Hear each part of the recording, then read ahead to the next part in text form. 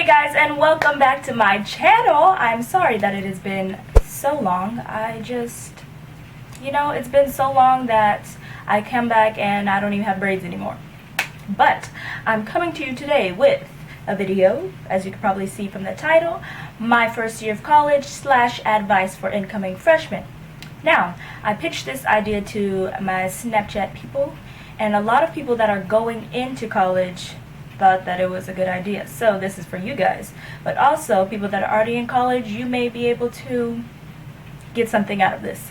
For those of you that do not know, I just finished my first year of college at Sacramento State University. Okay, anyway, so I'm not so much going to talk about my college experience itself, but I'm going to give you advice that came from my experience. Know what I'm saying? Let's get into it. I have a little cheat sheet here, and let's get started. So the first thing that I'm going to talk about is classes and study and all that good stuff. Number one, I feel like this is the biggest thing if you're coming from high school straight into college.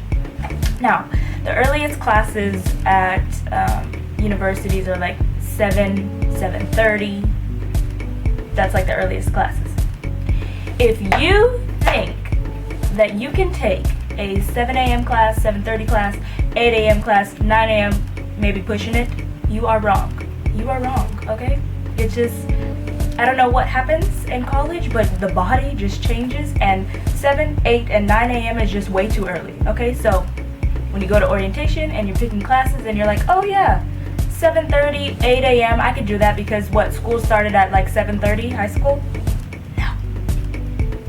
No. Don't do it. I took a 9 a.m. class. Actually, this past semester, I had a 9 a.m. class every single day. That was pushing it a little bit. I think 10 a.m. is like perfect, okay? So stick to 10 a.m. Next thing, get a calendar, okay? So I feel like once you get into college, you do really good with your studies, or you do really bad. For me, I got better at my studies, but hopefully this will help you get better too. If you have an iPhone, which I'm sure most of you do, go into your calendar and put everything in there. As soon as you get your syllabus from your classes, input all your information and set reminders for things that are due. I trust you, it will save your entire life. As soon as I got my syllabus, I inputted all due dates, everything into my calendar with a reminder that was set 2 days before and 1 day before, so that, because I forget everything. So that will change your life. Get a calendar, write everything down, whatever you need to do. So when it comes to homework, I suggest doing everything either 2 days before or as soon as it is assigned. Because trust me, you do not want to wait until the day before it's due. Because, let's just decrease the stress. Decrease it. So when you get your homework assigned, either do it the day that you got it assigned or do it 2 days before. That way, 1 day before is not pushing it. Procrastination is not key in college, people. So the next thing is, do not buy your books from the bookstore. I cannot stress that enough. Do not buy your books from the bookstore. Once you get your syllabus, it'll show you what book you need, or the professor will tell you what book you need. Do not buy it from the bookstore. It is the most expensive at the bookstore. Amazon, Chegg. There's a bunch of websites that I will link in the description below that you can get all your books for way cheaper, okay? Also, wait to buy your book until you know that you're for sure going to use it. Oh my god, I bought a book my first semester that was like $150, and I didn't use it once. One time, not at all. I didn't even open it. So make sure that you know you're going to use this book and that you absolutely need it before you buy it. So the next thing is ratemyprofessor.com. Any college student knows exactly what this website is. So ratemyprofessor.com is a website where you can type in your school and type in the professor's name, and it will tell you everything about them that you need to know. These are student reviews, so it's coming from people that, share the same, I don't know, you guys are kind of in the same age group, so same beliefs, I don't know. but people write reviews about the professor. They tell you what grade they got in the class, what class it is, because many professors teach multiple classes, what class it is, and they tell you, you know, just their experience from the class and if you need the book. So, like I said in my last tip, these people will tell you whether or not you need the book. So when you're registering for classes, look up your professor in the class and it'll tell you whether or not you need that book. So use Rate My Professor. I promise you, it'll change your life. Okay, so now let's go into dorm life. I don't know how many of you are or will be living in the dorms. If you're not living in the dorms, congrats to you, because I don't know, it depends on the person. But dorm life. So let me start out by saying, do not bring everything. If you're gonna question whether or not you need to bring this, like, should I bring this or not? Don't bring it, because I know I brought way too many extra things that I did not need and didn't even use the whole time I lived in there for a year. So do not bring everything, especially if you're going far. Don't bring everything. I was lucky enough to be close enough where I could bring some stuff back, because yeah. So don't bring everything. Next thing, bring flip-flops, please. You know, the little rubber, I don't know, you know, the little flip-flops. Bring those, okay? Because the showers, we don't want fungus. Fungus? Whatever it's called. We don't want fungus, because there are communal bathrooms for the most part. I don't know, you might be in a suite and you might be lucky enough to get your own bathroom and shower. But if you have communal bathrooms, you want to bring flip-flops, because you don't want to shower with your bare feet, okay? There's nasty things in there. Next thing, also, speaking of showers, bring a waterproof speaker, okay? I have one right here. This is by Polk. Use it. It might just change your life. I took many showers where there were also other girls taking showers in there, and we just had it on and popping. Showering like this, washing your body, playing music. It's a good time. So I suggest this. It's really a good idea, if I do say so myself. Next thing, if you have a roommate, which you most likely will, let me tell you, set boundaries with your roommate, okay? At the beginning of the year, what we did was our RA set up a meeting, and we had to like talk about, you know, just boundaries between, you know, my roommate and I. Can you have my food? Can you share my clothes? You know, all that good stuff. So set boundaries with your roommate. I actually had some bad experiences with my roommate, so if you want to know about that, you can message me or something. But set the boundaries. Set the boundaries, okay? Because we don't want people stealing clothes, stealing food, like my Rice Krispies that I only had one of. Anyway, so set your boundaries with your roommate.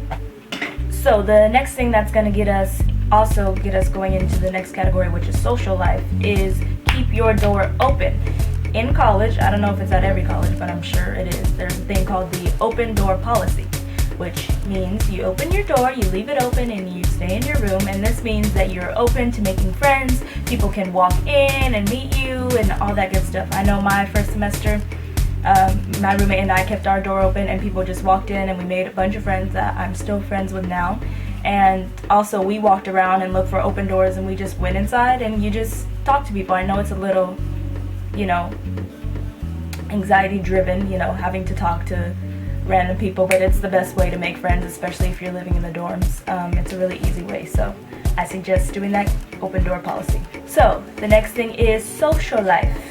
Now, what I'm about to tell you, it's only 2 words, but it is the most important thing ever, and I regret this 100% because I didn't do it at all.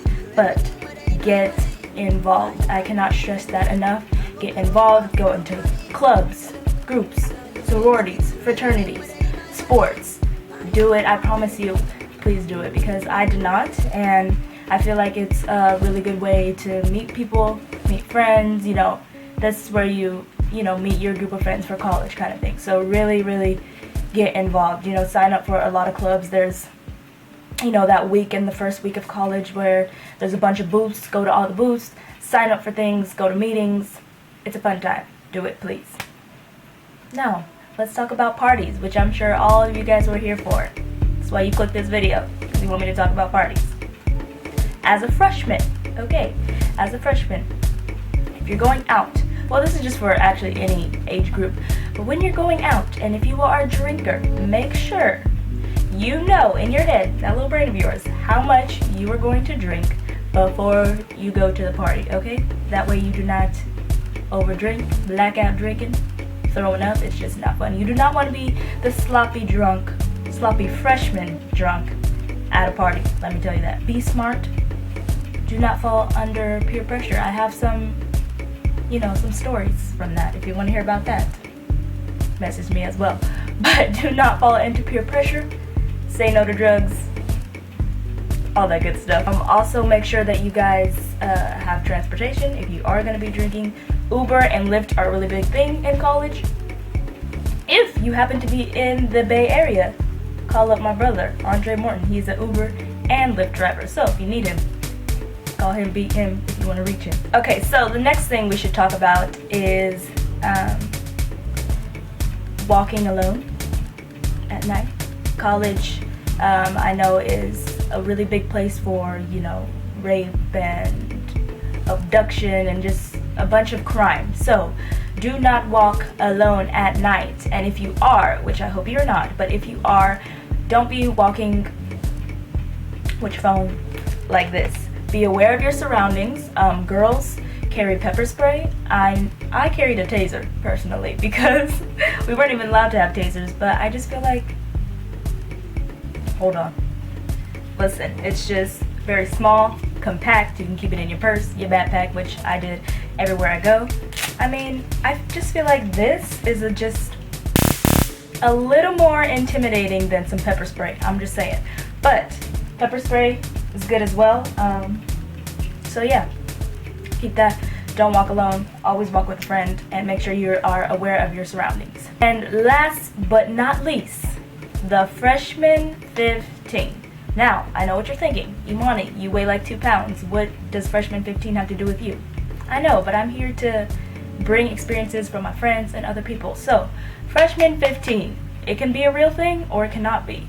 I know when you have dining commons because you're living in the dorms and you have a meal plan, you go there quite often. Now, you could eat a lot, you could choose to eat a lot, or you could choose not to. I believe that Freshman 15 is something that is a choice.